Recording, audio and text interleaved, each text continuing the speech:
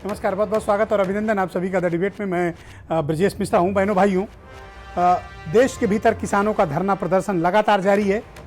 एक महीने बाद भी स्थितियाँ जस की तस हैं। बातचीत एक बार टूटने के बाद दोबारा ये शुरू नहीं हो पा रही है और ये गतिरोध का सिलसिला लगातार व्यापक, बड़ा और भीषण होता जा रहा है। जैसा कि मैंने शुरुआती दिनों में कहा था और आज फिर ये बात कह रहा हूँ कि ये कोई सामान्य किसान आंदोलन नहीं है, ये कोई सामान्य धरना प्रदर्शन नहीं है, ये एक असामान्य, भीषण और बड़ा किसान आंदोलन है। और इस तरह के आंदोलन बहुत लंबे समय के बाद इस देश में हुआ है। लिहाजा केंद्र सरकार अगर ये समझती है कि कुछ टाइम बाई करके वो इस आंदोलन को हल्का कर सकती है तो शायद ये सरकार की भूल होगी, क्योंकि किसान इस बारे में बहुत ही निर्णायक बातचीत के लिए आए हैं। निर्णायक, जब तक वो मुद्दे को, अपने सारी मांगों को पूरा नहीं करा लेते हैं, वो जाने के विचार में नहीं है। आज इस देश के लार्जेस्ट अपोजिशन कांग्रेस ने केंद्र सरकार को घेरा और कांग्रेस ने किसानों का समर्थन किया। राहुल गांधी और प्रियंका बाहर निकले, सड़क पर प्रदर्शन किया। राहुल गांधी भारत के राष्ट्रपति जी से भी मिले और उनको एक मेमोरेंडम सौंपा और तीनों कानून विशेष सत्र बुलाकर रद्द करने की डिमांड रखी। प्रियंका गांधी भी प्रदर्शन कर रही थी, पुलिस ने उनको हिरासत में लिया। बाद में हालांकि सब लोग रिहा कर दिए गए, लेकिन किसानों के प्रति कांग्रेस ने अपना समर्थन व्यक्त किया है। तो आखिर ये किसान की लड़ाई कहां तक जाएगी और इसका क्या विकल्प है, क्या समाधान है? हम लोग पिछले कई डिबेट से ये कोशिश कर रहे हैं कि इस मुद्दे का समाधान निकले, लेकिन वो निकलता हुआ दिख नहीं रहा है। किसान भाई आज भी गाजियाबाद में, उत्तर प्रदेश में, नोएडा में सड़कों पर बैठे हुए हैं। तकरीबन एक महीने से ये गतिरोध कायम है। पिछली बार जब बातचीत टूटी थी, दोबारा बातचीत तक पे नहीं शुरू हो पा रही। भारत सरकार ने आमंत्रण जरूर दिया, लेकिन किसान यस या नो में अड़े। उनका ना कि कानून रद्द करो तब बात होगी। तो इस मसले का समाधान क्या है? इस मसले का राजनीतिकरण नहीं हो पाया। इस मसले को कुछ और मुद्दों से जोड़ने की कोशिश हुई, लेकिन वो सब निरर्थक साबित हुई। तो अब भारत सरकार के पास विकल्प क्या है? इनके साथ बातचीत करके मामले को आगे बढ़ाया जाए या फिर स्थिति को जस की तस छोड़ दिया जाए? हल क्या है इसका? समाधान क्या है इसका? और किसानों की शंकाओं को दूर कौन करेगा? हमें इस पर विचार करना पड़ेगा। दिल्ली को चारों तरफ से किसानों ने घेर रखा है, ये कोई सामान्य बात नहीं है। और कितने दिनों तक हम इस तरह से देखेंगे? इस भयानक कड़कड़ाती ठंड में जब 30 से ज्यादा किसान भाई शहीद हो चुके हों, उनकी मृत्यु हो चुकी हो, तो आखिर इन बातों को कौन सुनेगा? 40 से ज्यादा किसान यूनियनें इस देश की हैं जो धरना प्रदर्शन कर रही हैं, इस आंदोलन का हिस्सा हैं। हजारों की तादाद में, लाखों लोग हैं। सिंघू बॉर्डर आप देखिए तो 15 किलोमीटर दूर तक हजारों ट्रैक्टर, ट्रालियां और उस पर बैठे हुए लोग हैं जो धरनारत हैं। तो हम कब तक इन स्थितियों को देखेंगे और सरकार के पास इसके समाधान का कोई रास्ता है अथवा नहीं है? और ये जिद क्योंकि ये कानून लागू होगा, जबकि इतनी बड़ी तादाद में किसान इसके सपोर्ट में नहीं है। तो हमें रास्ता क्या निकालना है? क्या पहल करनी होगी हमें? इसके बारे में हमें क्या विचार करने होंगे? जब किसानों को ये खेती से जुड़े तीनों कानून नहीं पसंद हैं, उन्हें नहीं चाहिए, तो उनको ये जबरदस्ती लगाने की कोशिश क्यों? सरकार पर यह इल्जाम लग रहा है कि वो कृषि का निजीकरण कर रही है। कृषि क्षेत्र में कुछ बड़े प्लेयर्स को लाकर किसानों की जमीन छीन ली जाएगी, ऐसी उनकी आशंका है। मंडियां खत्म होगी, एमएसपी गारंटीड नहीं है, और कॉन्ट्रैक्ट फार्मिंग के नाम पर इस देश में जो कुछ भी एक्सपेरिमेंट कुछ राज्यों ने किए हैं वो विफल रहे हैं। तो क्या वो कॉन्ट्रैक्ट फार्मिंग के नियम कानून कड़े होंगे? कैसे उनका रास्ता निकाला जाएगा? सरकार कहती है कि हम कृषि का आधुनिकीकरण चाहते हैं, नया निवेश चाहते हैं और चाहते हैं कि कृषि का क्षेत्र में बदले, उदारीकरण आए, जैसे कि 90 के दशक में हुआ था देश में आर्थिक मामलों में। तो हम कृषि में भी लागू करना चाहते हैं। तो किसानों में कॉन्फिडेंस क्यों नहीं आ रहा है? किसान इस मुद्दे पर सोच क्यों नहीं पा रहा है? किसान इस मुद्दे पर सहमत क्यों नहीं है? उसकी शंकाओं का समाधान क्यों नहीं हो रहा है? रैलियां करने से, चौपाल लगाने से, प्रेस कॉन्फ्रेंस करने से कोई हल नहीं निकलने वाला। हल तब निकलेगा जब दोनों पक्ष टेबल पर बैठेंगे, एक दूसरे की बात सुनेंगे और किसान हित पर इस देश में काम होगा। अगर इंडस्ट्रीज सेक्टर में सरकार कंसर्न रहती है तो उसे एग्रीकल्चर सेक्टर में भी उतना ही कंसर्न दिखाना पड़ेगा। इस देश की बैकबोन किसान है। इस देश की बैकबोन, इस देश की अर्थव्यवस्था की रीढ़ भारत का किसान है, कृषि क्षेत्र है। कोरोना काल में आपने देखा होगा कि सारे सेक्टर धड़ाम हो गए थे। किसी भी सेक्टर में, ना मैन्युफैक्चरिंग, न सर्विस सेक्टर, न इंडस्ट्री सेक्टर, सब जगह हालत खराब थी। एक सेक्टर शानदार काम कर रहा था, एग्रीकल्चर। प्रोड्यूस बढ़ी। तो जब जिस देश की अर्थव्यवस्था का मुख्य आधार ही कृषि हो, वहां पर कोई भी एक्सपेरिमेंट करने से पहले हमें उस पर 10 बार सोचना पड़ेगा, विचार करना पड़ेगा। उसके जो स्टेक होल्डर्स हैं, छोटे हों या बड़े हों, हमें उन सबकी राय और आम सहमति बनानी पड़ेगी। और भारत सरकार को यही चाहिए कि उसे आम सहमति का रास्ता अपनाना ही पड़ेगा, वरना आप इस गतिरोध को समाप्त नहीं कर सकते हैं। यह गतिरोध चलता रहेगा, बढ़ता रहेगा। और ऐसी क्या हड़बड़ी है सरकार को? अगर किसान नहीं चाहते हैं, और भारत की सुप्रीम कोर्ट ने बिल्कुल ठीक कहा, मैं सहमत हूं उस बात से, कि सरकार चाहती है कि अगर कोर्ट इस मामले में इंटरवीन करे तो यस, वी आर रेडी। लेकिन सरकार इन कानूनों का इंप्लीमेंटेशन जब तक कोर्ट का अंतिम फैसला नहीं आ जाता तब तक के लिए रोक दे। लेकिन भारत सरकार इस पर भी सहमत नहीं है। तो हमें कोई ना कोई मार्ग एक छोड़ना पड़ेगा ना। दोनों पक्ष अगर इस मसले पर अड़े हुए हैं, यकीन मानिए रास्ता नहीं निकलेगा। सुप्रीम कोर्ट ने जो सुझाव दिए हैं परफेक्ट हैं, उस रास्ते पर दोनों पक्ष को बढ़ना चाहिए। सरकार को चाहिए कि वो कानून रद्द भले ना करे, इंप्लीमेंटेशन सुप्रीम कोर्ट के अंतिम ऑर्डर आने तक के लिए रोक लगा दे और फिर बातचीत की टेबल पर बैठिए। सुप्रीम कोर्ट तो इंटरवीन करने को तैयार है। तो दोनों पक्षों को लगे कि नहीं, उनके साथ न्याय हो रहा है। सरकार को लगे कि उन्होंने जो कानून बनाया वो गलत नहीं है पूरी तरह, और किसानों को ये लगे कि नहीं, उनकी बात सुनी गई है, उनके कंसर्न को सरकार ने और कोर्ट ने समझा है। तो हमें यह रास्ता निकालना पड़ेगा। जो रास्ता भारत की सुप्रीम कोर्ट ने जताया है वो रास्ता परफेक्ट है। उसी रास्ते पर चलकर ही हम इस गतिरोध का समाधान प्राप्त कर सकते हैं। अन्यथा यह गतिरोध लंबा चलेगा, भीषण चलेगा और बड़ा क्रांतिकारी चलेगा। और मैं फिर कह रहा हूं, यह कोई सामान्य वाला आंदोलन नहीं है। यह उत्तर प्रदेश के टाइप वाले लोगों का आंदोलन नहीं है कि आज किया कल उठ के शाम को घर चले गए। यह बड़ा भीषण आंदोलन है। ये किसान क्रांति का आंदोलन है। यह खत्म तब होगा जब निर्णय होगा उनके पक्ष में।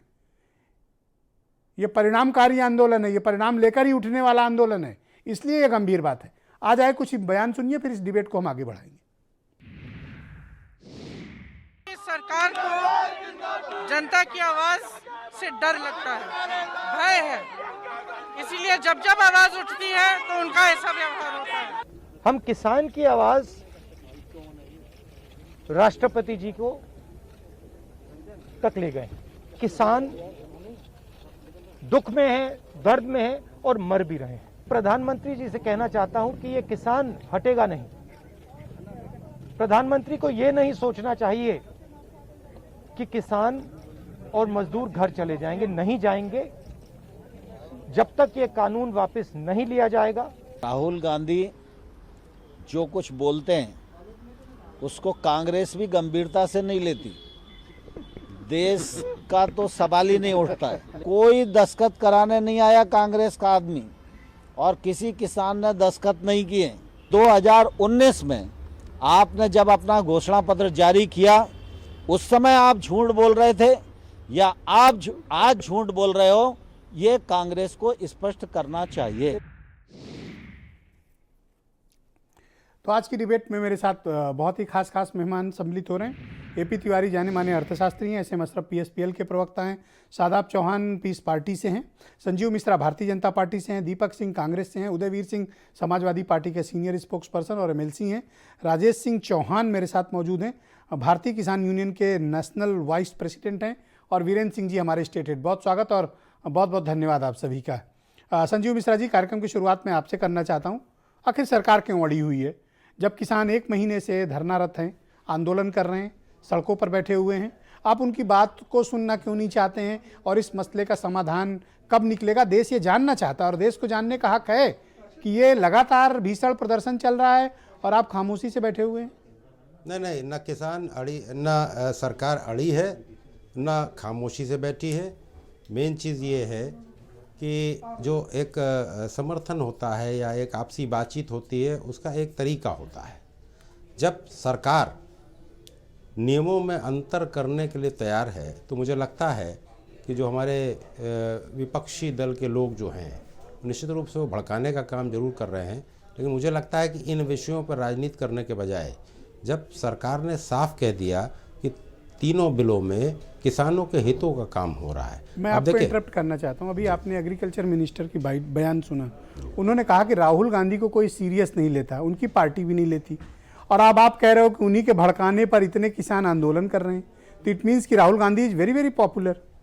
नहीं, देखिए बहुत स्ट्रांग है दो राहुल तरीके गांधी की चीज़ों को जोड़ रहे हैं आप, दो तरीके की। देखिए, ये जो राष्ट्रपति जी को नहीं, मैं अपनी तरफ से संजीव जी कुछ नहीं जोड़ा, मैं तो एग्रीकल्चर मैं क्लियर कर देता हूँ।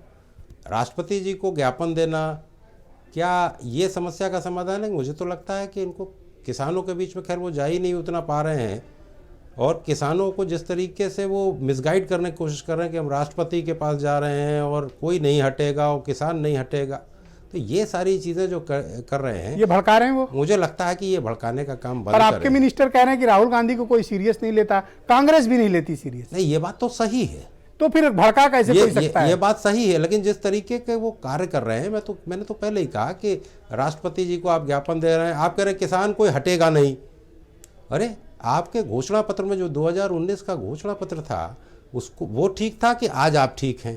पहले ये तो ये तय कर लीजिए कि किसानों के हितों की बात अगर आपने की होती, 10 साल जब सरकार रही आपकी, तभी आपने कुछ कर दिया होता। 13-14 के बाद तो जिस तरीके से 2.5 गुना एमएसपी बढ़ी है, और एमएसपी पे लगातार जब कहा जा रहा है, लगातार बात हो रही है, सारी चीज़ें। और आज तो मैं और कहूँगा कि किसान, बहुत से ऐसे किसान संगठन हैं जो देश की सरकार के समर्थन में उतर आए हैं, बड़े पैमाने पर लोग उतर आए हैं। तो ये तय है कि आप ये तीनों कानून रद्द नहीं करोगे? नहीं, देखिए, रद्द करने का तो कोई सवाल ही नहीं पैदा होता। प्रधानमंत्री जी ने भी कहा, कृषि मंत्री जी ने भी कहा, रद्द करने का तो कोई मतलब नहीं है। लेकिन हाँ, ये जरूर था कि हम आपसी बातचीत करके उसमें अगर कुछ संशोधन की बात थी तो निश्चित रूप से हम करने के लिए। Alright, thank you. Deepak Singh को लाया जाए। चूंकि आपने राहुल गांधी का मुद्दा उठाया तो मैं उनसे क्विक एक रिएक्शन ले लेता हूं, फिर आगे मैं बढ़ता हूं। भाई दीपक सिंह जी, अभी तो कृषि मंत्री का बयान मैंने सुना, उन्होंने कहा कि राहुल गांधी को देश और यहाँ तक कि कांग्रेस भी गंभीरता से नहीं लेती, लेकिन हमारे काबिल दोस्त संजीव मिश्रा कह रहे हैं कि राहुल गांधी ने भड़काया है किसानों को और भड़काने की कोशिश कर रहे हैं। ब्रजेश जी, भारतीय जनता पार्टी के साथी खुद में बड़े भ्रमित लोग हैं। एक तरफ कहते हैं कि कांग्रेस पार्टी को गंभीरता से कोई राहुल गांधी गंभीरता नहीं ले रहा है, दूसरे तरफ इनके ब्लॉक अध्यक्ष से लेकर प्रधानमंत्री तक कहते हैं देश भर में जो आंदोलन चल रहे हैं, सरकार के खिलाफ जो अविश्वास पैदा हुआ है, कांग्रेस ने भड़काया है। अगर कांग्रेस ने भड़काया, कांग्रेस के भरोसे के लोग वहां बैठे हैं, कांग्रेस के विचारों के लोग बैठे हैं, 85% देश का किसान भारतीय जनता पार्टी के खिलाफ हो गया है। अब भाजपा के साथ वही किसान बचा है जो अडानी अंबानी जैसे उद्योगपतियों का एजेंट है। रही बात, आपने कहा कि हम इसे कानून खत्म करने का सवाल ही नहीं पैदा होता, तो मुझे एक लगता है भाजपा के साथियों को याद करना चाहिए, महाभारत के युद्ध में भी दुर्योधन ने कहा था सुई के नोक बराबर नहीं देंगे, पूरी लड़ाई हार गए थे। याद रखें, किसान और देश इस बात को याद रखेगा। आपको जैसे अभी तक स्कीमों पर यूटर्न लेना पड़ा है, किसान आंदोलन खत्म नहीं होगा। फिर से कहता हूं, जो राहुल गांधी जी ने बात कही, प्रियंका जी ने बात कही, किसान आंदोलन जब तक नहीं समाप्त तो क्या इस किसान आंदोलन के पीछे कांग्रेस है? क्या ये आंदोलन कांग्रेस पार्टी करवा रही है? ब्रजेश जी, ये आंदोलन किसान कर रहा है। हाँ, ये आंदोलन जैसे महात्मा गांधी ने बिहार में जाके नील की खेती पर पाबंदी लगाने के लिए आंदोलन शुरू किया था, राहुल गांधी जी ने पंजाब में जाके किसानों को बताया कि ये उनके खेत में उनको मजदूर बनाने की साजिश है, उद्योगपतियों को हाथों में। उदयवीर जी को लाया जाए स्क्रीन पे। Thank you Deepak ji. Alright, Udayveer ji, मैं आपसे समझना चाहता हूं कि लगभग 1 महीना होने को आ रहा है, इस मसले का कोई समाधान नहीं निकल रहा है, गतिरोध लगातार कायम है। सरकार ने स्पष्ट कर दिया है कि कानून तो खैर वापस नहीं होगा, संशोधन पर बात करनी हो तो आ जाइए। ब्रजेश जी, 3 बातें आपके सामने रखना चाहता हूं। पहली बात, सरकार की मानसिकता किसानों के प्रति पहले दिन से ही ठीक नहीं थी। उसने किसानों के साथ सहानुभूति रख के बात करने के बजाय इस आंदोलन को बदनाम करने की शुरू से कोशिश की। उसके मंत्रियों ने, प्रवक्ताओं ने इनको किसी को नक्सली, खालिस्तानी, पता नहीं क्या क्या नाम दिए। नंबर एक। और जिन लोगों की नाराजगी थी उनसे बात नहीं की। अपने किसान सम्मेलन, जो अपने समर्थक लोग हैं, जो पहले से ही भाजपा के पार्टी लाइन पे साथ हैं, उनको इकट्ठा करके ये साबित करने की कोशिश की कि किसान जो हैं ये असली किसान नहीं है। आप देश की सरकार हो या पार्टी के आदमी हो, किसान, पूरे देश के किसान आपके होने चाहिए। जो नाराज है उन्हें समझाने चाहिए ना।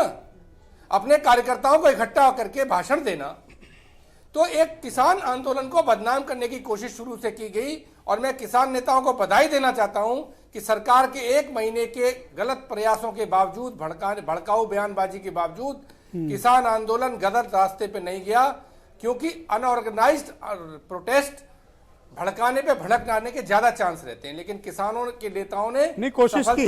दिल्ली का एक सांसद है, उसने तो गालियां दी, और जिस प्रकार की भाषा का इस्तेमाल दिल्ली के सांसद ने किया, मैं तो हैरान हूं। बहुत लोगों ने कहा, हाँ, बहुत कुछ कहा मैंने, और जिम्मेदार सरकार के लोगों ने कहा। आज भाजपा के सांसद वीरेंद्र सिंह भी बैठ गए धरने पे। अरे उन्हीं को समझा लेते। सर छोटू राम के परिवार के हैं। सर छोटू राम का नाम इतिहास में दर्ज है, आजादी के आंदोलन से लेके और किसान मूवमेंट तक। दूसरी बात मैं कहना चाहता हूं कि जब सरकार ने एक वहम फैला दिया, कोशिश की वहम फैलाने की कि ये किसानों के हित में है, किसान ये कह रहे हैं हमने मांग नहीं की आपसे इसकी, हम सहमत नहीं है। अरे किसान, सरकार इसमें परिवर्तन के लिए तैयार है, मैं तब मानूं जब सरकार ये कहे कि इस कानून में मैं ये परिवर्तन करना चाहते हैं। सरकार तो केवल ये बोल रही है कि मेरी बात पे विश्वास करिए, मंडी रहेगी, एमएसपी रहेगी।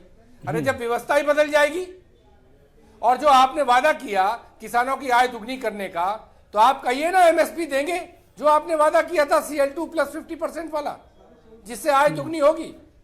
किसान के इनपुट की कीमत बढ़ाए जाते हो आप। और तीसरी बात, पूरे दलीय जनाधार को लगा दिया ये साबित करने के लिए कि ये किसान असली किसान नहीं। इससे ज्यादा देश विरोधी बात नहीं हो सकती। और भाजपा प्रवक्ता कह रहे थे कि राष्ट्रपति को ज्ञापन देने से क्या होता है। विपक्ष के नेताओं को जनता हल्के में लेती है नहीं लेती है अलग प्रश्न है, लेकिन इनकी बात से साबित होता है कि ये राष्ट्रपति को हल्के में लेते हैं, लोकतंत्र को हल्के में लेते हैं। क्योंकि विपक्ष ये सॉलिड पॉइंट पकड़ा, के अलावा किस पे जाए, ये सॉलिड पॉइंट पकड़ा। ऑलराइट, मेरे साथ भारतीय किसान यूनियन के national vice president Rajesh Singh Chauhan मौजूद हैं। राजेश जी, गतिरोध कब तक जारी रहेगा, क्योंकि 1 महीने का वक्त हो गया है और सरकार का रुख से स्पष्ट है कि वो कानून तो रद्द नहीं करेगी। अब आपके पास और क्या विकल्प है, आप ये आंदोलन कब तक जारी रखेंगे? हमारा ये आंदोलन तीनों बिल वापसी के बाद जारी रहेगा, और ये सरकार के ऊपर डिपेंड करता है। मिश्रा जी, आज सरकार चाहे तो हमारा पूरे देश का किसान आंदोलन वापस हो जाएगा। सरकार तीनों बिल वापस ले ले, आंदोलन 10 मिनट में समाप्त हो जाएगा। और मैं भारतीय जनता पार्टी के जो प्रवक्ता जी बैठे हैं, ये जो चैलेंज कर रहे हैं कि सरकार कानून रद्द नहीं करेगी, तो इन्हें किसानों ने गद्दी पे बैठाला है। इन्हें ये नहीं भूलना चाहिए कि दुर्योधन की तरह कि हम सुई की नोक के बराबर पांडवों को नहीं देंगे। लड़ाई न्याय की है, किसान के सम्मान की है, किसान के रोजी रोटी की है। किसान इस अपनी लड़ाई को बड़ी मजबूती के साथ लड़ रहा है और लड़ेगा। ये भ्रम मत पालें कि कोई दल किसान को गुमराह कर रहा है। लेकिन ये तो कह रहे हैं देश का कि आप नकली किसान हो, आप खालिस्तानी हो, और आप विपक्ष के बहकावे में आ गए हो, और आप असली किसान ही नहीं हो, असली किसान इनके साथ है, ऐसा ये दावा कर रहे हैं। हम कहते हैं, अरे हम भाई कहते हैं हमारा आधार कार्ड ले लो, हमारी खेती की जांच कर लो, हमारा पता ले लो, फतेहपुर जनपद में सिठौरा हमारा गांव है, हम खेती करते हैं, खेत पे करते हैं या नहीं करते। मैं इन्हें चैलेंज करता हूँ, ये इनका मुंह है, इनकी सरकार है, इनके सत्ता है, ये कुछ भी किसी को आरोपित कर सकते हैं। हम इन्हें खालिस्तानी दिखते हैं, इन्हें पाकिस्तानी दिखते हैं। अरे किसान के ऊपर इतने गंदे आरोप मत लगाओ। जी महाभारत के दुर्योधन का रोल ये सरकार अदा न करे। किसान जी। आपके हैं, सरकार हमारी है, प्रधानमंत्री जी हमारे हैं। हम न किसी दल के हैं, हम अपनी लड़ाई लड़ रहे हैं, अपने हक की लड़ाई लड़ रहे हैं। कब तक ये करोगे? हम क्योंकि अपने सरकार का बच्चों रुख से को तो स्पष्ट है। मजदूर नहीं बनने देंगे। तो कब तक ये चलेगा? सरकार का रुख स्पष्ट है। सरकार का रुख स्पष्ट है तो पूरे देश के किसान संगठन का रुख स्पष्ट है।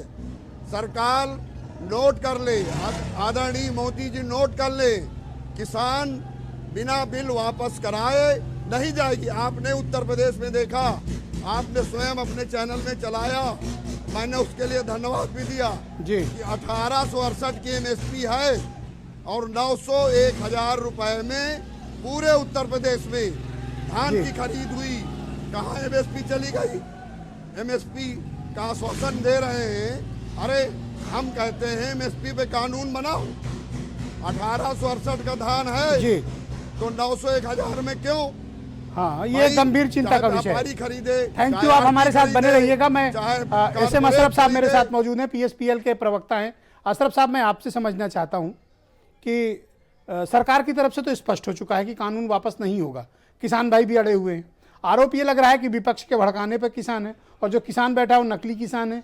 जी, आपको याद होगा इससे पहले भी एक डिबेट आपने कराई थी जिसमें मैंने उसके उन पहलुओं चौहान साहब प्लीज वेट, चौहान साहब please wait. Okay ji sir. Ashraf ji बोलिए। हाँ, इससे पहले जो डिबेट में आपने मुझे बुलाया था इस बात के लिए, और मैं तब भी आपसे अर्ज किया था कि देखिए ये सरकार इतनी आसानी से इसको वापस लेने वाली नहीं है, क्योंकि जब वेयर हाउसेज पहले से ही जो है ऑलरेडी बन चुके हैं, उन्हीं के लिए बिल आया, एमएसपी गारंटी इनको नहीं करना है। आज आप देख रहे हैं कृषि राजेश चौहान जी प्लीज वेट करिए, राजेश चौहान जी प्लीज वेट करिए। एस एम अशरफ बोलेंगे। अशरफ साहब बोलिए। जी सर, आपको याद होगा कि कृषि मंत्री नरेंद्र तोमर साहब को 2019 के किसी अपोजिशन पार्टी के लीडर का उसके मैनिफेस्टो को तो याद है, खुद मोदी जी का वो स्टेटमेंट नहीं याद है जब एज ए मुख्यमंत्री 2011 में उन्होंने क्या कहा था। उन्होंने ये कहा था कि एसेंशियल कमोडिटीज एक्ट में यह प्राविधान होना चाहिए कि उसके खिलाफ क्रिमिनल ऑफेंस हो और नॉन अवेलेबल हो, और निजी क्षेत्रों में भी उन्होंने कहा एमएसपी गारंटीड होनी चाहिए। तो सवाल इस बात का पैदा होता है कि अगर जो है प्रधानमंत्री मोदी जी स्वामीनाथन नहीं लागू कर सकते थे तो अपने ही नाम से लागू कर देते, उसका नाम भले ही मोदीनाथन रख लेते। कहने का मकसद सिर्फ यह हो गया कि आप किसको गुमराह कर रहे हैं। क्या किसी पॉलिटिकल पार्टी की इतनी हैसियत है कि लाखों लोगों को गुमराह कर सके? एक दिन की रैली करने के लिए कितनी मुश्किल उनको पैदा होती है, इसका अंदाजा आपको भी बहैसियत पत्रकार कि किस तरह से लोग लाकर इकट्ठा करते हैं। 40 लोगों की वहां जान जा चुकी है। किस तरह की सरकार बात करती है, मुझे तो अफसोस हो रहा है इनकी संवेदनहीनता के ऊपर। क्या आप किसानों की बात नहीं मांगना मत मानिए, 6 महीना साल भर जब तक आपको इंतजार करना हो करिए। जिस दिन ये किसान चाहेंगे कोई इन्हें रोक नहीं पाएगा। आप ये कहते हैं पॉलिटिकल पार्टीज के बहकावे में है। अरे पॉलिटिकल पार्टीज तो मजबूरन उनके सामने मजबूरी है, उनको आके उनके पक्ष की बात करनी पड़ेगी। जब सड़कों पर लोग 2 टेम्परेचर में बैठे हुए तो क्या करे पॉलिटिकल पार्टीज? आपकी तरह जो है झुंझुना पीटेगी कि जो मोदी जी कह रहे बस वही सही है, जो अमित शाह जी कह रहे वही सही है। इस बात को गौर करने की जरूरत है और किसानों को बदनाम कम से कम सरकार को नहीं करना चाहिए। शादाब चौहान, मैं आपसे समझना चाहता हूं कि इस मसले का समाधान क्या है, क्योंकि गतिरोध अंतहीन होता जा रहा है और इसका समाधान नहीं निकल रहा है। ब्रजेश जी, किसान शुरुआत से सिर्फ एक बात कह रहे हैं, ना तो वो 800 करोड़ का कोई जेट मांग रहे हैं, ना वो 1 रुपए स्क्वायर मीटर जमीन मांग रहे हैं, ना वो कोई एयरपोर्ट मांग रहे हैं। वो सिर्फ एमएसपी की गारंटी मांग रहे हैं। और जिस प्रकार से इंडस्ट्रीज को सस्ते दामों में बिजली, बहुत सारी सुविधाएं दी जाती हैं, वो डीजल और बिजली की बात कर रहे हैं। प्रधानमंत्री जी और पूरी भारतीय जनता पार्टी के पास रैली करने का समय है और खालिस्तानी पाकिस्तानी बता करके और विपक्ष पर आरोप लगाने का समय है। लेकिन प्रधानमंत्री जी के पास उनके 20 किलोमीटर दूर जो बैठा किसान है, अन्नदाता है, उससे बात करने का समय नहीं है। और भारतीय जनता पार्टी को यह लग चुका है कि जो हम कानून बना देंगे, यानी मोदी जी की सरकार जो कानून बना देगी वो देश से बड़ा है। वो भूल गए कि अन्नदाता से बड़ा कौन है। क्या मोदी जी अन्न नहीं खाते हैं? प्रधानमंत्री जी को चाहिए कि अगर वो भारत के अन्नदाताओं पर का सम्मान करते हैं, विश्वास करते हैं, तो याद रखिए उन्हें बैठकर बातचीत करनी चाहिए। 5 बार बात की है, लेकिन 5 बार में भी वो स्पष्ट बात नहीं कर पा रहे उनके मिनिस्टर। अगर उनको बात नहीं किसान करना अड़े हैं कि नहीं, जब तक 3 कानून रद्द नहीं करोगे हम बात नहीं करेंगे। नहीं, तो सरकार के पास विकल्प क्या है? नहीं ब्रजेश जी, बार बार किसान ये कह रहे हैं, 5 बार किसान क्यों गए बात करने के लिए? अगर किसान अड़े हुए होते, उनका लक्ष्य दिल्ली को घेरना होता, तो वो जाकर बात नहीं करते।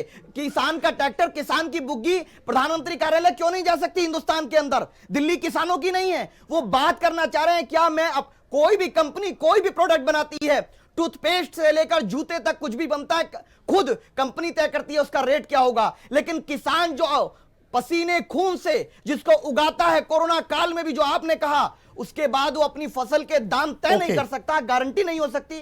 तो भारतीय जनता पार्टी। एपी तिवारी साहब बहुत ही जाने माने अर्थशास्त्री हैं। तिवारी जी बहुत शुक्रिया आपका। मैं आपसे समझना चाहता हूं कि ये गतिरोध दोनों के बीच क्यों बना हुआ है, इस कानून से क्या नुकसान है और क्या नफा है? एक अर्थशास्त्री के नाते आपका आकलन क्या है? ब्रजेश जी, यदि आर्थिक दृष्टि से देखा जाए तो थोड़ा सा पीछे जाना होगा, थोड़ा समय लूँगा।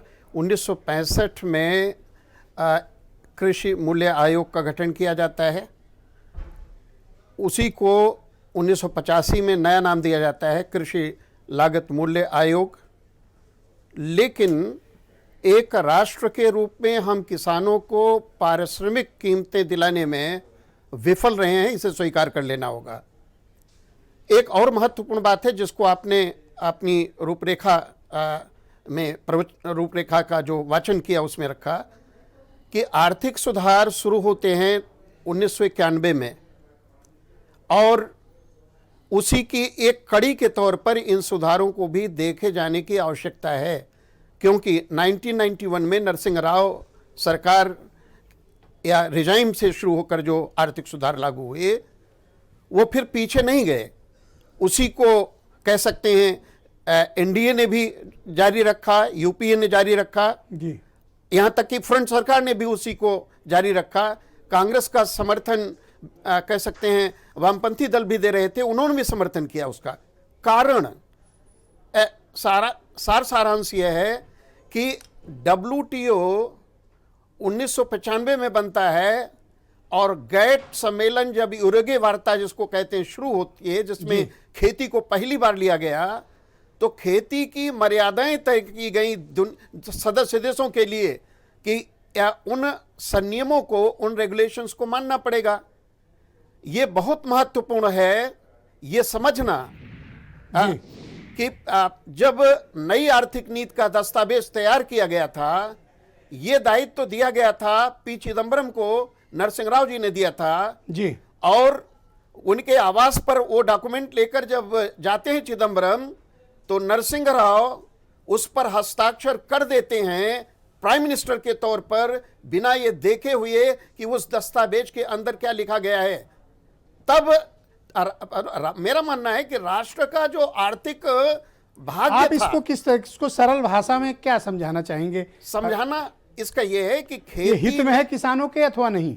खेती, अब आंकड़े हैं मेरे पास उसके लिए कि अगर पंजाब को ही ले लें तो पंजाब और हरियाणा के कृषकों को सबसे ज्यादा लाभ एमएसपी का गया है।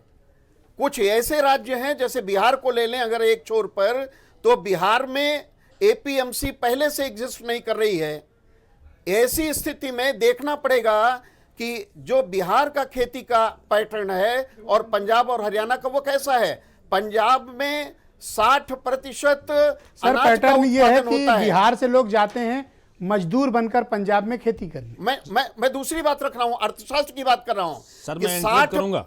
60% अनाज का उत्पादन पंजाब में हो रहा है जी, और उसी के आमने सामने 40% बिहार में हो रहा है। बिहार में 35 से 40% सब्जियों और फलों का उत्पादन हो रहा है, जबकि पंजाब में 11% हो रहा है। पूरी जो एक व्यवस्था अंतर्राष्ट्रीय स्तर पर रही है, संयुक्त राष्ट्र संघ में अंगटाड ने भी कहा था कि खेती को विविधीकृत किया जाए, अनाज के अलावा गैर अनाजी फसलें भी बढ़ाई जाएं। तभी बात उठी थी उत्तर प्रदेश में भी कि खेती का निगमीकरण किया जाए, यहां तक बात आई थी जी। और वो दस्तावेज है। मैं नेक्स्ट राउंड में बाकी आपके तथ्य ले लूंगा सर। बीरेन सिंह जी भी आ गए हैं डिबेट में। भाई बीरेन जी, 30 दिन हो गए हैं और ये गतिरोध समाप्त होने का नाम नहीं ले रहा है। आज प्रियंका गांधी भी अरेस्ट कर ली गई, हालांकि बाद में रिहा हो गई। वो प्रदर्शन करने के लिए दिल्ली की सड़कों पर उतरी थी। राहुल गांधी भी राष्ट्रपति जी से मिले हैं, लेकिन समाधान मुझे निकलता हुआ दिखाई नहीं दे रहा है। कारण क्या है? दोनों पक्षों में इस प्रकार का रुख क्यों? ये देखिए, दुर्भाग्यपूर्ण है कि किसान का जो आंदोलन है वो खत्म होना चाहिए। सरकार को चाहिए इसको खत्म कराए जितनी जल्दी हो सके। इतनी सर्दी है, सरकार के मंत्री और अफसर रजाई में भी जाड़ा महसूस करते होंगे, और किसान खुले आसमान के नीचे सड़क पर बैठा है आज 1 महीने से। तो इस पर सरकार को जितनी जल्दी हो संवेदनशीलता के साथ निर्णय कराना है। अब बात आती है कि कल उत्तर भारत सरकार 18,000 करोड़ रुपया देने जा रही है, 2-2 हज़ार रुपया किसानों के खाते में, 9 करोड़ किसानों को। इसका खूब प्रचार भी हो रहा है, अच्छा है। पहले तो भाई गांव में चुनाव के समय में दारू और मुर्गा मिलता था और कुछ पैसा मिल जाता था वोट देने के लिए। अब कम से कम चलो खाते में पैसा आता है, जनता को 2,000 रुपया 4 महीना में आता है किसान कल्याण योजना में। तो 2,000 रुपया में एक मजदूर जो काम करता है वो 300 से 400 रुपया लखनऊ में मिलता है जो लेबर है। तो अगर 2,000 रुपया किसी को 4 महीना में दे दो आप, तो 5 दिन 6 दिन 8 दिन खर्चा चलेगा, इससे ज़्यादा तो चलेगा नहीं। लेकिन ये भी गांव में और लोग कहते हैं इस देश में कि अरे कोई तो कुछ दिया, पहले तो कुछ मिलता ही नहीं रहा। तो ये भी लोगों को एक बहाना मिल गया है। किसान के नाम पर, बेरोजगारी के नाम पर और इस देश में गरीबी के नाम पर ये जो कुछ मिल रहा है, लोग लेने को सहर्ष तैयार हैं। अब उनको क्या करना है? ये जरूर है कि पिछले 3-4 साल से गन्ने का मूल्य नहीं बढ़ रहा है, वो पूरा किसान झेल रहा है, जो रेट था उसी पे अटका हुआ है। उसका धान उचित कीमत पर नहीं बिकता है। कोई सरकार आवे तस्वीर नहीं बदली धान खरीद की, वो धांधली जारी है और डीएम से लेके और सरकार तक सब लोग उसमें लाभान्वित होते हैं। अच्छा, आज जो है हरियाणा में किसानों ने उचाना में दुष्यंत चौटाला जो मुख्यमंत्री हैं उनका हेलीकॉप्टर उतरना था, उसको पूरा खोद डाला हेलीपैड को। अब बात आती है किसानों के विरोध के चलते हरियाणा पंजाब में ये लोग दौरा नहीं कर पा रहे हैं। पश्चिमी उत्तर प्रदेश में भी है, किसान डटा हुआ है। उनके घर की महिलाएं कह रही हैं कि हम गाय को खिला लेंगे, बैल को खिला लेंगे, गोबर पाथ लेंगे, लेकिन तुम धरने से आना नहीं। अच्छा, ऐसा कहा है? हाँ। अब ये हमारे बैठे थे तिवारी जी, कह रहे थे बिहार में 40% पैदा होता है और पंजाब 5% पैदा करता है। 60 इनसे हाँ 5%, 60 अच्छा 60%। अनाज ज्यादा और सब्जियां इत्यादि कम, गैर अनाज फसलें तो कम। इस देश में सिक्किम, मेघालय, पूर्वोत्तर के तो एको किसान नहीं आवा। तो एक मतलब है कि वहाँ पे किसाने नहीं है, या उनको इसका ना किसान को ये कानून वापस चाहिए वहाँ को, ना उनको लाभ हानि से कोई मतलब है। अगर इससे तुलना होगी तो ये पंजाब के किसान आज आंदोलन पे हैं, हरियाणा के। पंजाब के लोगों ने आज़ादी में सबसे ज़्यादा जान दी, फांसी के फंदे पे चढ़े। बिहार के कितना चढ़े, उत्तर प्रदेश से कितना चढ़े, और महाराष्ट्र और दिल्ली और कोलकाता से भी गिनती लगाई जाए। ये कोई बात नहीं है कि इस देश में किस प्रांत का कितना योगदान है। भारत एक राज्यों का समूह है। यहाँ पर एक आदमी की भी आवाज बहुत इंपॉर्टेंट है जी। लेकिन समस्या यह है ब्रजेश जी कि यहाँ तो ये अभिमान है कि हम सत्ता में बैठे हैं, हमें किसी की जरूरत नहीं है, जाओ जितना चिल्लाना हो चिल्लाओ। जब ये है तो आज दुनिया को और देश को ये सोचना होगा कि किसान के पास कोई आईटी सेल नहीं है, किसान के पास ना तो मीडिया का इतना जोर है, आज इस देश में लोगों को किसान का साथ देना पड़ेगा। किसान के पास कोई और सपोर्ट नहीं है, किसान के साथ खड़ा होना चाहिए, तो यही उसकी ताकत बढ़ाएगा जी। लेकिन हमारे यहाँ एक साहित्यकार ने बहुत अच्छा लिखा है कि मरता है किसान तो मरने दो, कोई सुशांत थोड़ी है, और उजड़ता है खेत खलिहान तो उजड़ने दो, कोई कंगना का मकान थोड़ी है कि सरकार तुरंत दौड़ पड़े, हाई कोर्ट सुप्रीम कोर्ट सब खुल जाएगी जी जी हैं, और रातों रात स्टे। जी बड़ी विचित्र स्थिति है जी। लेकिन सच को जितना झुठलाएंगे आज नहीं तो कल उसका परिणाम आपके सामने आएगा और विकराल रूप में आएगा। लेकिन अब भाई किसी का काम चल रहा है। देखिए देश में किसान सर्वोच्च है। अभी किसी ने कहा कि प्रधानमंत्री, मुख्यमंत्री, राष्ट्रपति सब भोजन किसान का खाते हैं, और जिस देश का प्रधानमंत्री ईमानदार हो वहां पर तो किसानों को कष्ट होने नहीं चाहिए। और मोदी को देश की जनता ने बहुत प्रचंड बहुमत दिया है उनकी ईमानदारी के नाते, लेकिन ये बीच में बाधा क्यों बनी हुई है 1 महीने से, ये जनता इस बात को लेकर हैरत में है जी। लेकिन चलिए, जब ईश्वर करे कि जब बहुत जल्दी इसका हल निकले, क्योंकि हम आप सब चाहते हैं ये मामला खत्म होना चाहिए। इस देश में कोई राजनीतिक दल सत्ता में रहा हो, उसकी शान कभी बढ़ी नहीं जनता की चीज़ों को के खिलाफ जाकर। तो इसलिए किसानों पर रहम करे सरकार, यही हमारी उससे प्रार्थना है। एक साहित्यकार ने लिखा है कि गलत निकले सब अंदाजे हमारे, और कभी आए नहीं दिन अच्छे हमारे, और हमारे पास एक जमी ही तो बची है, और उसके लिए भी लगवा लो अंगूठे हमारे। बहुत बहुत शुक्रिया वीरेंद्र जी, बहुत बहुत धन्यवाद आपका। ओके संजीव मिश्रा जी, मैं आपसे समझना चाहता हूँ, कल प्रधानमंत्री जी एक बड़ा कार्यक्रम आयोजित कर रहे हैं और किसानों को 2-2 हज़ार रुपये कल मिलने वाले हैं। कल शायद कोई किस्त वगैरह रिलीज करने की तैयारी भारत सरकार कर रही है, और इसी बीच बताया जा रहा है कि आप लोग किसान विरोधी भी हैं, ये भी विपक्ष आपके ऊपर आरोप लगा रहा है। तो अब इस संकट का समाधान निकालिए ना, कब तक ऐसे चलता रहेगा? नहीं, बिल्कुल ठीक कह रहे हैं ब्रजेश जी। मोदी जी किसान मित्र हैं, और किसानों के लिए उनके पास जितना हमदर्दी है, मुझे नहीं लगता कि जो लोग उन किसानों के कंधे पे बंदूक रख के चला रहे हैं वो इस बात को समझेंगे। कल जिस तरीके से आदरणीय अटल जी का जन्मदिन है, इसको अटल दिवस के रूप में हम लोग मनाते हैं, और माननीय मोदी जी, प्रधानमंत्री जी 9 करोड़ परिवारों, किसान परिवारों को सीधे उनके खाते में पैसा भेज रहे हैं। तो कहने का मतलब बहुत साफ है, जिस तरीके से देश की सरकार, आदरणीय मोदी जी, सब लोग मिल करके किसानों के हित में अच्छे फैसले, बड़े फैसले ले रहे हैं। हमें 2024 तक किस तरीके से किसानों की आय को दुगना करना है, उसी के लिए 3 जो कानून बने, वो 3 कानून बने हैं, और 3 कानून बने इसलिए हैं कि इसमें किसानों का हित होगा।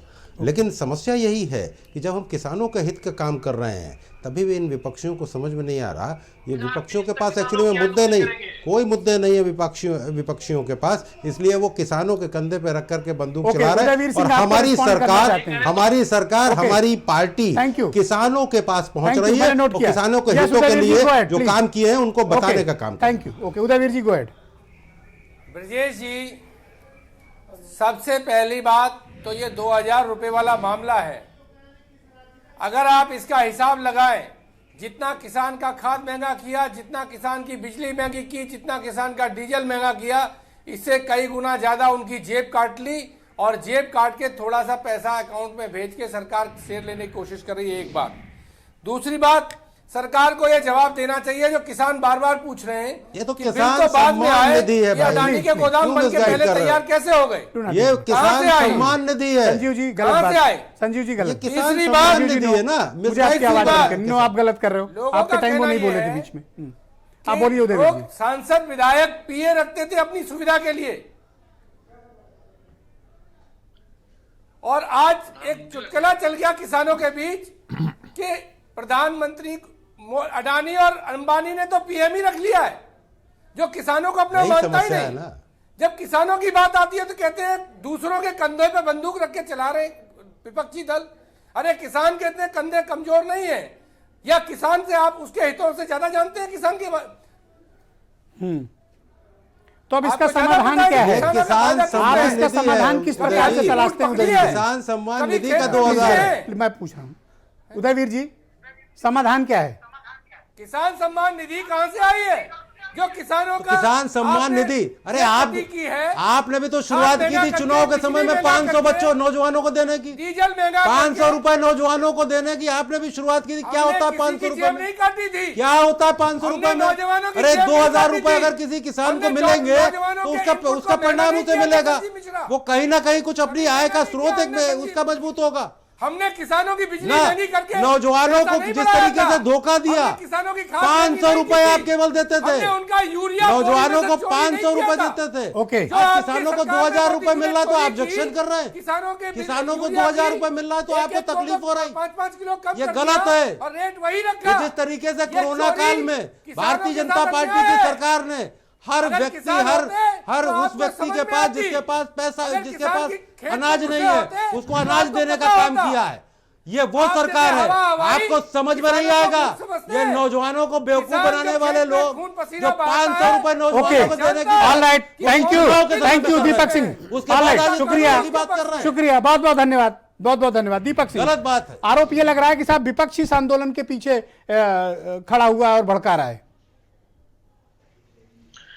देखिए ब्रजेश जी, अगर ये आरोप है, कांग्रेस पार्टी कहती है अगर इस बिल को लाने के पहले जो पार्लियामेंट आने वाली थी ऑर्डिनेंस 1 महीने में क्यों लाया गया, अडानी लॉजिस्टिक कंपनी बनकर क्यों तैयार हुई, उनके गोदाम बनकर क्यों तैयार हुए, कांग्रेस की सरकार में जो गोदामें न्याय पंचायत स्तर तक बनी थी उन्हें कोऑपरेटिव सोसाइटी के माध्यम चलाया जाता था, उन्हें क्यों क्रैश किया। अगर ये सब किसानों के खिलाफ साजिश है तो कांग्रेस पार्टी किसी भी इस आरोप को झेलने के लिए तैयार है। गलत बात है, यही भ्रम फैलाने का काम है। देखो संजीव जी गलत कर रहे हो, गलत बात है, सबके बीच में मत बोलो, सबको अपनी बात रखने दो। कांग्रेस पार्टी किसानों के खिलाफ भारतीय जनता पार्टी के इस मंसूबे को Udayvir ji please, Udayvir ji no, Udayvir ji no, Udayvir ji please please आपने गलत मुकदमे लिखे। Bharatiya Janata okay, all right, अभी दीपक सिंह को बोल लेने दीजिए please. Okay, no no no no, Uttar Pradesh के डिबेट को डिरेल शांत शांत शांत शांत, ये मुद्दा ही बात नहीं करना शांत, आप भी शांत और रहिए। भारतीय जनता पार्टी के नेता 24 की बात करते हैं, किसानों के खेत में किसानों को मजदूर बनाने की साजिश करते हैं, उनके खिलाफ एक ऐसा बिल लेकर आते हैं जो उनके किसानों के अधिकार चंद उद्योगपतियों के हाथ में जाए। ओके, शर्म से डूब कर राजेश सिंह चौहान, थैंक यू दीपक जी, दीपक जी शुक्रिया, दीपक जी शुक्रिया। ओके, राजेश सिंह चौहान, मैं कल अभी मैं भारतीय जो- जनता पार्टी के प्रवक्ता ने मैं कहा ये जो कि किसान 2-2 सम्मान हजार निधि को रुपया, जिसका नाम दिया इन्होंने, 2-2 हजार रुपया दे तो रहे हैं जी, ये जो किसान सम्मान निधि, मैं भारतीय जनता पार्टी के प्रवक्ता जी से पूछना चाहता हूं कि 500 रुपए महीना देकर आप किसान का सम्मान कर रहे हो या किसान का अपमान कर रहे हो। 500 रुपए इन सत्तासीन लोगों के कुत्ते एक दिन में बिस्किट खा जाते हैं। 500 रुपए में किसान का क्या होने वाला है महीने में, जरा इसका जवाब दीजिए आप हमको। ये आप 500 किसानों का रुपए मजाक उड़ा रहे हो। किसान सम्मान हमें निधि तुम्हारा है, सम्मान यही निधि तो नहीं बताना चाहिए। चाह रहा हूँ। किसान लेकिन सम्मान निधि है हाँ, ये। हमें तुम्हारा सम्मान नहीं चाहिए। ये वो नहीं है कि हमको आपको अपने महीने का खर्चा पैदा दिया जा किए रहा, अनाज का किसान भाव खुद चाहिए। इतना मजबूत है, अरे भाई, आप खुद मिसगाइड कर रहे हमें हैं। सम्मान किसान निधि खुद नहीं मजबूत है चाहिए। इतना कि वो हमें- अपनी आय का हमें ढूंढ सकता तुम्हारा है, सम्मान लेकिन नहीं ये चाहिए। तो किसान हमें सम्मान अपने निधि पैदा है, किए हुए- आप इसमें चुप रहिए। इस तरीके से नहीं आप- कहा जा रहा। आप सुनिए पहले। अरे आप सुनिए पहले भाई, अरे आप आप मिसगाइड नहीं, कर रहे नहीं, हैं। संजीव जी प्लीज, ये तो गलत भाई, बात है ना, सुनिए। आप सब ने नहीं सर, इंटरव्यू किए जा रहे हो। जो बात आनी राजेश चाहिए सिंह वो चौहान नहीं आ बोलेंगे। रही। ओके, बोलिए चौहान जी। मैं आपके बात पे नहीं बोला, आप सुनिए। हाँ बोलिए बोलिए। भाई अरे मुद्दा ही बात तो बोलिए। किसान अपना भाव चाहता है, अपने पैदा किए हुए अनाज का भाव चाहता है। भाई 1868 में एमएसपी है, पूरे उत्तर प्रदेश में आपने 900 रुपए क्विंटल, 1000 रुपए क्विंटल खरीदवाई, और पूरे धान मिलर्स के द्वारा खरीद के सरकारी खरीद दिखवा रहे हो, और हमको सम्मान निधि दे रहे हो। हमको आपका सम्मान निधि नहीं चाहिए, हमारे पैदा किए आपको हुए नहीं चाहिए, किसानों अनाज को का चाहिए। भाव चाहिए। जो किसान है उनको चाहिए, अरे हम उनको मिल रही किसान है। है, किसान किसानों आप को पता चाहिए, करो, वो हम उनको मिल किसान रही है। हैं। और पूरे देश का किसान आज इतने संगठन है, जो संगठन कम से कम सरकार के साथ खड़े हैं। ओके, उनको समझाइए जो संगठन सरकार के साथ खड़े हैं। आप गलत बयान अगर आप ये समझ रहे हैं भाई, तो उन संगठनों को समझाइए जो किसान संगठन प्रधानमंत्री जी के साथ खड़े ओके, हैं, ऑल राइट। ऐसे केंद्र मसरफ, सरकार के साथ खड़े हैं। Thank you ji sir. ऐसे मसरफ, इस गतिरोध का कोई समाधान है या ये लगातार चलता रहेगा? मुझे सर नहीं लगता। Rajesh ji please wait. Rajesh ji please wait. मुझे नहीं लगता, क्योंकि गतिरोध ये पैदा किया हुआ गतिरोध है। जब किसान जिस चीज की डिमांड आपसे नहीं कर रहे थे, आपको उसको जबरदस्ती थोपने की क्या जरूरत? और अगर किसी दबाव में आपने थोप भी दिया था तो आज इतना अरसा हो गया, उसको आप वापस ले लीजिए। इस कंट्री में 80% से ज्यादा वो किसान है जिसके पास 2 हेक्टेयर से भूमि है। तो आप जब एमएसपी गारंटीड नहीं होगी तो जाहिर सी बात उन किसानों का क्या होगा? और अभी तिवारी जी जो बिहार की बात कर रहे थे, बिहार की हालत यह है कि वहां पे एमएसपी गारंटीड ना होने की वजह से वहां का किसान पंजाब और दिल्ली में जाके अपनी फसलें बेचता है, जबकि यह व्यवस्था 2006 से वहां लागू है। तो 14 साल में कौन सा डिफरेंस वहां पैदा हो गया? और हमको हैरत यह होती है कि मोदी जी तो अमेरिका से बड़े इंस्पायर्ड हैं। 1950-60 के दशक में यही सेम चीज वहां लागू की गई और किसानों का जो डेथ रेशियो है वो नॉर्मल अमेरिका की जो पब्लिक है उससे 45% ज्यादा है। आज भी मजबूरी बन गई, उस सरकार की सारी व्यवस्था फेल हो गई और वहां पे जो है सब्सिडी के अंदर जो है वहां किसानी हो रही है। तो जहां हजारों एकड़ 500-500 एकड़ के किसान जहां का इस व्यवस्था से सर्वाइव नहीं कर पा रहा है, तो आप यहां क्यों उसकी गारंटी खत्म कर रहे हैं? क्यों नहीं आप एक बिल लेके आते जिसमें गारंटी जो एमएसपी जो है गारंटीड कर रहे हैं? आप उसको अमेंडमेंट करने की बात करते हैं, आप कहते हैं मैं लिख के दे दूंगा। क्यों लिख के दे देंगे आप? अब एक बिल अलग से लेके आइए जिससे किसान संतुष्ट आप क्या चाहते हैं? तीनों कानून रद्द हो? बिल्कुल, इसी इमीडिएट हो, रद्द करना पड़ेगा। और नहीं करेंगे तो जिस तरह की भाषा भी संजीव मिश्रा जैसे लोग बोल रहे हैं, इसका बड़ा अच्छा इंपैक्ट बीजेपी पे जाएगा। या ऐसे बोलते रहे। ओके, आप बीजेपी की चिंता ना करें। क्यों चिंता करूंगा? जैसे प्रवक्ताओं के लिए जरूरी है कि इसी तरह से बोलते रहिए। आप क्या चाहते हैं? तीनों कानून रद्द हो या फिर किसान नेता बोल रहा है उसके साथ बदतमीजी कर रहे हैं? अरे और आप कह रहे हैं मैं बोलूं नहीं सर? नहीं ठीक है, मैंने समझाया। नहीं आप चलिए हम लोगों को जवाब देते हैं, कोई बात नहीं। किसान नेता कह रहे हैं आप किसान नहीं है, इस तरह के जो लैंग्वेज इस्तेमाल कर रही है, इतना एरोगेंस किस बात का इनको? ओके, कोई बात नहीं, आप इनको डांटिए मत। ओके, शादाब चौहान बोलिए। या नहीं, हम खेत पे काम करते हैं। अरे खेत पे काम करते हैं। सुनिए। ओके, शादाब चौहान। ब्रजेश जी, भाजपा के प्रवक्ता हमारे मित्र ने कहा, भाजपा के प्रवक्ता ने कहा कि मोदी जी किसान मित्र हैं। अगर मोदी जी किसान मित्र हैं तो इनकी पार्टी क्या कह रहे हैं जरा बताइए। अभी शादाब चौहान बोलेंगे, बोलिए। सुन लीजिए क्या कह रहे हैं उदयवीर भाई, जरा अरे आप तो धमका नहीं रहे। मिश्रा जी सुन लीजिए, मिश्रा जी शांत रहिए। मैं सुन रहा हूँ आप ही की बात सुन लीजिए। आप हमारे पुराने साथी हैं, भाजपा ही नहीं है मूल रूप से। अरे उदयवीर जी ऐसा आप किसान नेताओं को मत समझिए। किसान नेता पूरे किसान हैं। उदयवीर जी हम उनमें से नहीं है। गलत जो बात बेटे केवल के शादाब पिताजी चौहान को बोलेंगे। बेटे के पिताजी को पत्र लिखे सिर्फ हैं, शादाब बेटे चौहान के साथ बोलिए। रहे। शादाब चौहान बाप बोलिए। बेटे की लड़ाई शादाब चौहान को है, प्लीज। हम बाप बेटे की लड़ाई लगवाने okay okay okay, thank you. बाप बेटे की लड़ाई लगवाने वालों में नहीं है, ध्यान रखना। Don't make it personal. बाप डोंट मेक बेटे इट की लड़ाई पर्सनल। लगवाने वालों में नो नहीं है नो, कि बाप को चिट्ठी लिखे बेटे के साथ रहे। शादाब हम चौहान वो भी बोलेंगे। नहीं है। Okay, Shadab ji go ahead. Brajesh ji, Bhajpa no no please, Udayvir ji, Udayvir ji दल प्लीज। बदलू नहीं हूं, नो, मैं दल बदलू नहीं हूं। अरे हो बाप बेटे की लड़ाई लड़ाने वालों में से तो बदलू नहीं हूं। बाप बेटे को लड़ाने वालों में से Thank you. हो। उसकी दलाली बाप करने बेटों को नहीं लड़ाने वालों में से हो। Thank you. इसकी सरकार आ जाए उसी की बाप दलाली बेटे करने को को लड़ाने Thank वालों you. में से हो। पहले भाजपा के प्रवक्ता कितना दे दिया था? वाह वाह, कितना दे दिया था? बाप बेटे को लड़ाया नहीं। Okay okay okay okay okay, Shadab Chauhan को खिलाफ चिट्ठी ये दोनों लोग को शांत किया जाए। ब्रजेश जी, मैं अनुरोध करता हूं कि शांति से रहें। ब्रजेश जी, भाजपा के प्रवक्ता हमारे मित्र ने कहा कि मोदी जी किसान मित्र हैं। अगर मोदी जी किसान मित्र हैं तो मोदी जी के पार्टी के लोग, उनके सांसद किसानों को कोई खालिस्तानी बता रहा है, कोई पाकिस्तानी बता रहा है। अरे गाली दे रहे हैं, कल तो गाली दी किसी ने। कोई गाली दे रहे हैं, कोई कह रहा है कि दिल्ली पे कब्जा करने आ गए हैं। तो कैसे किसान मित्र हैं कि जो किसानों से मशवरा किए बिना उनके खिलाफ कानून बनाते हैं और ये कहते हैं हम कानून नहीं बदलेंगे। 30 किसान शहीद होते हैं, हो जाएं, सड़क जाम होती है, हो जाएं, लेकिन हम कानून नहीं बदलेंगे। हम किसानों को पैसा नहीं देंगे, हम एमएसपी की गारंटी नहीं देंगे। ये कैसे मित्र हैं? किसान सम्मान निधि नहीं, किसान अपमान निधि है। ये किसान अपमान निधि है जिसमें किसानों का अपमान किया जा रहा है। किसानों को किसी भीख की जरूरत नहीं है। और याद रख लीजिए मिश्रा जी, अगर किसानों से टकराओगे तो आपका किसान तो हमारे साथ बहुत बड़ा है। नुकसान कौन से मिश्रा को कह रहे हो? क्लियर कर दो। संजीव मिश्रा को बोल रहे हो ना, मेरा नाम मत लो। किसको कह रहे हो? कौन से मिश्रा को क्लियर कर दो? किसान न्याय लेने के लिए आया है, किसान भीख नहीं मांग रहा है, किसान अधिकार मांग रहा है, भीख नहीं मांग रहा है। वापस लो, किसान आपके साथ है। ओके, एपी तिवारी जी, भाई इसका किसान के हित में काम खेती करो, से जुड़े ये जो MSP 3 में धान कानून हैं, खरीदवाओ, इनका गेहूं भारत की खरीदवाओ, अर्थव्यवस्था पर तब क्या किसान इम्पैक्ट आपके पड़ेगा? साथ है। एपी तिवारी जी बताइए। ब्रजेश जी, मैं जिस बात को उठा रहा था पहले भी, थोड़ा अर्थशास्त्र की बात होती है तो थोड़ा कठिन हो जाती है बात, गंभीर हो जाती है। मैं आंकड़ों से आगे बढ़ना चाहूँगा। पंजाब में 71-72 से लेकर 84-85 तक जो ग्रोथ रेट थी खेती की, वो 5.7% रही, जबकि पूरे देश की जो खेती की वृद्धि दर थी वो उस दौरान 2.4% थी। अब जो एग्रेरियन क्राइसिस जिसको कह सकते हैं, खेती का संकट, वीरेंद्र जी ने भी बहुत बखूबी चीज़ों को रखा, वो संकट है कहाँ? पंजाब की खेती की दर अब गिरकर 1.9% रह गई है, 1.9%, जबकि अखिल भारतीय स्तर पर जो एवरेज ग्रोथ रेट है खेती की वो 3.5 है।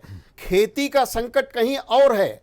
आपने अपने इंट्रोडक्टरी ऑब्जर्वेशंस में इस बात को रखा कि आधुनिकीकरण हो खेती का, पूंजी निवेश बढ़े, और यही नहीं जो बातें कही जाती रही, कोई मैं पहली बार नहीं कह रहा हूं, अंगटाड ने कहा था कि विकासशील देशों को चाहिए, 1964 में पहला सम्मेलन हुआ था, 68 में दूसरा, कि खेती का विविधीकरण किया जाए, तभी खेती की कीमतें भी स्थिर होंगी और साथ ही साथ किसानों को उनकी फसल के लिए उचित दाम मिलेगा।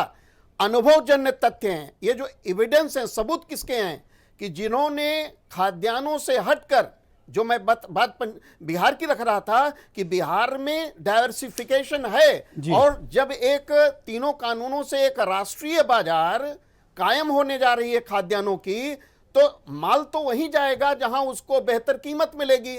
अगर बिहार से हटकर यूपी में बेहतर कीमत मिलती है तो यहां बिकेगा। आर्थिक दृष्टि से बात कर रहा हूं, राजनीतिक दृष्टि से नहीं। गारंटी करने में क्या दिक्कत है? आप सपोर्ट कर रहे हैं बिल्कुल। देखिए, अब जहां तक आप सपोर्ट कर रहे हैं, आप बोलिए खोल के कि हम सपोर्ट कर रहे हैं। सही बात बोल रहे हैं, सपोर्ट आप सपोर्ट कर रहे हैं, आप गुमराह कर रहे हैं, सही बात बोल रहे हैं, गलत बोल रहे हैं, कहां से सही बोल रहे हैं? अर्थशास्त्री का मतलब थोड़ी है कि आपने अर्थशास्त्री का टैग लगा दिया, जो चाहेंगे बोल देंगे। यही मोदी जी है ना, आप मोदी जी की बात नहीं, चलिए बोलता हूं मैं। 2011 मोदी जी ने क्या बोला था, बोलिए उसमें। मोदी जी तब नहीं समझ में आ रहा है ना मोदी की बात में। आप कर रहे हैं ऐसी बात, आप कर रहे हैं, आप किसानों के साथ अन्याय हो रहा है, किसानों के साथ अन्याय हो रहा है, उनके एमएसपी गारंटी नहीं है। आप कह रहे हैं बड़ा तरक्की हो जाएगी, लाखों किसान जो है बेघर हो जाएगा, तरक्की हो जाएगी। तो यहाँ पर आप वो बातें कर रहे हैं जिससे बेनिफिट पहुंचे सरकार। आप लोग इस तरह लड़ो झगड़ोगे तो आप इंडिपेंडेंट कैसे बात कर रहे हैं? आमंत्रित किया गया है तो मुझे बोलने का मौका time over sir, time over sir. धन्यवाद, धन्यवाद, थैंक यू। डिबेट ओवर, क्यों रोका? डिबेट ओवर, धन्यवाद। समय समाप्त हो चुका है। धन्यवाद। बहुत बहुत शुक्रिया बहनों भाइयों, आप सभी का भी इस कार्यक्रम को देखने के लिए बहुत बहुत धन्यवाद। नमस्कार, शुभ रात्रि।